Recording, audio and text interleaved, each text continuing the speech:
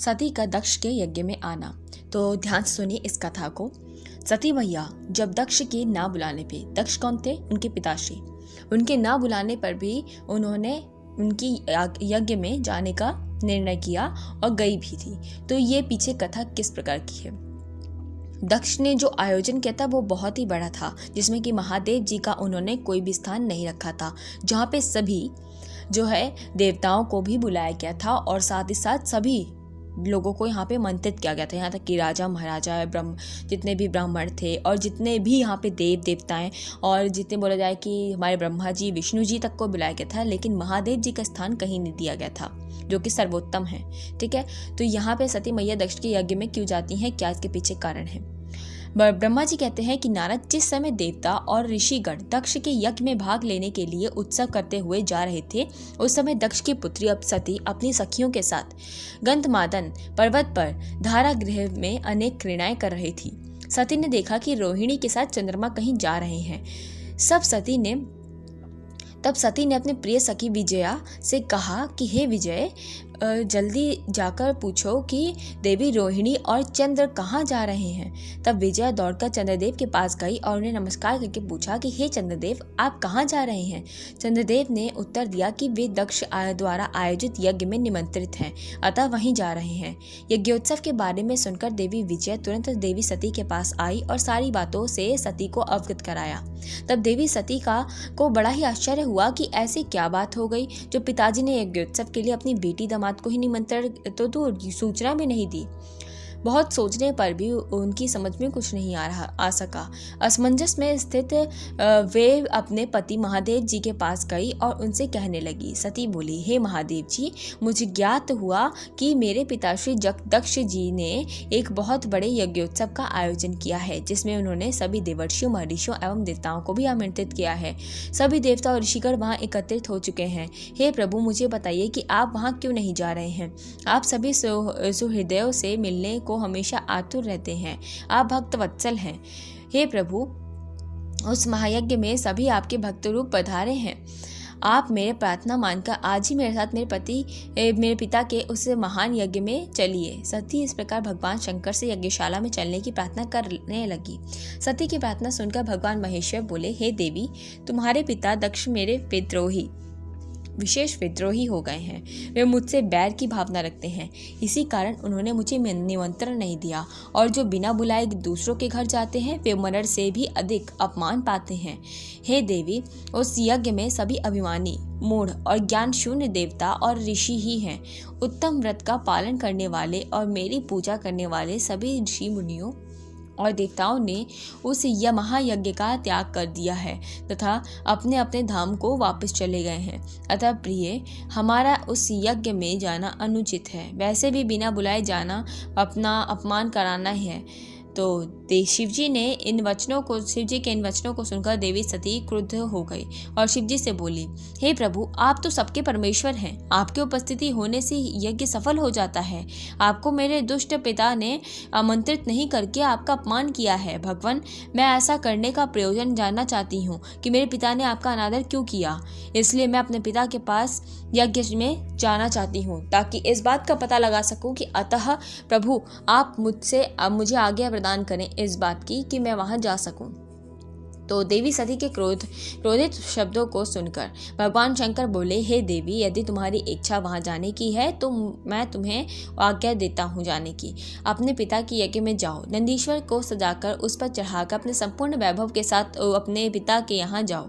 शिव जी की अब आज्ञा को मानकर देवी सती ने उत्तम श्रृंगार किया और अनेक प्रकार के आभूषण धारण करके देवी सती अपने पिता के घर की ओर चल दी। उनके साथ शिव जी के 8000 रौद्रगणों को भेजा। वे सभी गण उत्सव रचाकर देवी का गुणगान करते हुए दक्ष के घर की ओर जाने लगे। शिवगणों ने अपने पूरे रास्ते शिव शिवा के यश का गान किया। उस यात्रा काल में जगदम्बा बहुत शोभा पा रही थी। उनकी जय जयकार से सारी दिशाएं गूंज रही थी। अब एक बात बता दी जाए यहाँ पे, जैसे कि आप सभी को यहाँ पे कथा में बताया जाता है कि कथा में जो शिव बाबा थे उन्होंने जाने से मना किया था। कहा था जहाँ बिना बुलाए जाते हैं वहाँ पे अपमान ही मिलता है। ये बात बिल्कुल सत्य है। हमें भी अपने जीवन में इन्हीं चीज़ों को समझना चाहिए, क्योंकि प्रभु ने ये खुद की लीला पे मतलब स्वयं ये सब लीलाएं जो करके हमें यहाँ पे ज्ञान प्राप्त करवाया है कि ये चीज़ों का हमें ध्यान रखना है। जहाँ पे हमें आमंत्रित ना किया जाए वहाँ हमें भूल कर भी नहीं जाना चाहिए। और इसके बाद क्या परिणाम होता है, 3-4 चीज़ों का एक साथ जो है मिलाप होता है, इसीलिए ही एक कोई ना कोई कथा या घटना घटित होती है। तो यदि आपके साथ कोई ना कोई जो है बेकार कार्य होता है या फिर अच्छा हो जाता है, तो उसके पीछे आप कारण जानिए, क्योंकि भगवान ने कुछ उत्तम और मंगल कार्य के लिए ही हर चीज़ को दिया होगा।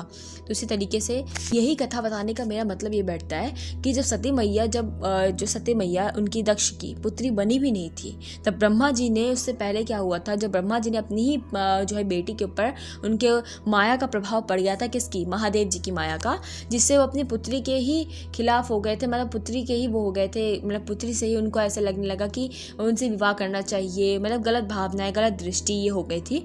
तो उन्होंने जब इस चीज़ से, इस माया से जब वो हटे, तो उनको बहुत क्रोध आया था महादेव जी पे, जिस पे उन्होंने बोला कि इनको स्त्री का मोह माया का कुछ पता ही नहीं है, इन्हें भी स्त्री के वियोग में कुछ ना कुछ होना चाहिए, है ना। तो इस तरीके का उन्होंने श्राप दिया था और ऐसा उनके मन में आया था धारणाएं। तो उन्होंने दक्ष को प्रेरित किया था कि आप जगदम्बा से अपने घर में पुत्री, अपने जगदम्बा से ये प्रार्थना करें और कि जब वो आपके घर में जन्म ले तो वो शिव बाबा की पूजा करके, मतलब सती मैया के रूप में आए और जो है शिव बाबा की पूजा करके, अर्चना करके उनको वर रूप में प्राप्त करें।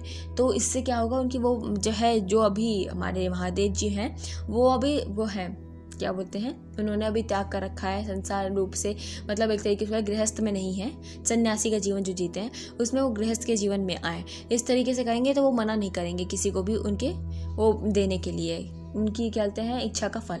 तो यहाँ यही चीज़ समझाई गई है। तो इसी कारणवश जो है ये पूरी लीला हुई थी, क्योंकि सती मैया का जन्म हुआ था इस प्रकार से, है ना। सती मैया ने ऐसा किया था। अब उनका वियोग कैसे हो सकता है शिव बाबा को, जब वो अपना शरीर देह त्याग देंगे। तो ये लीला इसी कारण से घटित हुई है। अब इसके बाद एक और लीला आएगी जिसमें कि श्राप मिला था सभी देवगणों को और विष्णु भगवान को भी और ब्रह्मा जी को भी, जिसमें कि उनकी अपमान होगा, उनका जो है तिरस्कार किया जाएगा और वो महादेव जी के बातों जो है यहाँ पे उनकी सभी के ऊपर माया का प्रभाव होगा और ये सब कहीं ना कहीं लीला होगी, जिसमें कि सभी लोग अपने महादेव जी की दक्ष की यज्ञ में, यज्ञशाला में उनका अपमान करते हैं। तो ये कथा अब आगे वहाँ बढ़ रही है जहाँ पे अपमान करते हैं दक्ष की यज्ञशाला में, कौन, महादेव जी का कोई स्थान नहीं होता, लेकिन तब भी वहाँ पे सारे देवता, सारे गण, सारे ब्रह्मा जो है वहाँ पे पहुँच जाते हैं। ठीक है, शिव बाबा के गण नहीं जाते हैं, बाकी लोगों के जो है अपने गण, अपनी सेना है, वो सब जाते हैं वहाँ पे।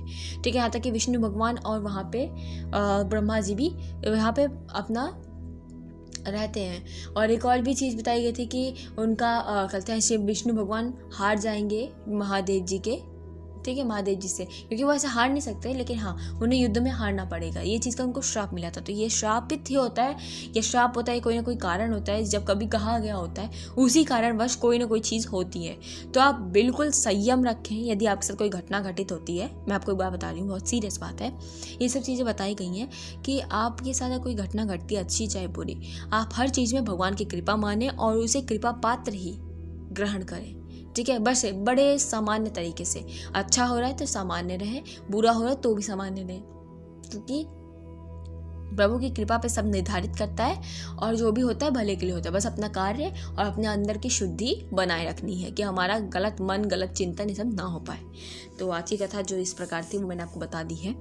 ठीक है, आगे की कथा में जो आएगा, यज्ञशाला में सती का अपमान, यज्ञशाला में किस प्रकार से सती मैया का अपमान किया जाता है और उसके बाद किस तरीके से उन्होंने अपने देह का, शरीर का त्याग किया था, कौन कौन सी चीज़ें हुई थी, क्योंकि ये बिल्कुल रियल, बिल्कुल सत्य तरीके से बताया गया है इस पुराण में। इसके बारे में चर्चा अगली वीडियो में करेंगे। तब तक के आप सभी को यहाँ पे राधे राधे।